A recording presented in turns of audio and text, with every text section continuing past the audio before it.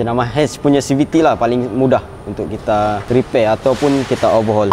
Belakang aku ada sebuah kereta Audi Q7. Macam korang nampak depan ni dia punya gearbox lah. Model ni kira boleh dikatakan jarang lah. Jarang kita nak turun gearbox macam ni. Sebab kita nak repair leaking je. Kereta ni leaking dekat bahagian enjin, dekat dia punya flywheel oil seal lah. Nak tak nak memang kita kena turun gearbox. Frame pun kita kena turunkan. Boleh dikatakan major job. Selain daripada tu aku nak cerita pasal pengalaman lah. Pengalaman repair ataupun overhaul gearbox ni. Antara gearbox yang paling senang lah yang aku pernah repair ataupun overhaul, gearbox Merc. Itu contoh gearbox AT lah yang paling senang. Kalau gearbox CVT yang paling senang tak lain tak bukan jenama Hatch. Jenama Hatch punya CVT lah paling mudah untuk kita repair ataupun kita overhaul. Sebab apa gearbox tu paling mudah lah? Dia punya part-part dalam tu dia tak banyak macam gearbox AT. Kalau gearbox AT dia banyak clutch. Kalau macam CVT dia punya clutch sikit. Kalau biasa kita repair CVTs ni kita ambil masa dalam 2 ke 3 hari lah macam tu. Termasuk kita nak test drive. Kalau macam AT ni proses kita ambil masa dalam seminggu lah untuk repair gearbox AT. Kalau korang ada masalah gearbox ataupun masalah yang berkenaan dengan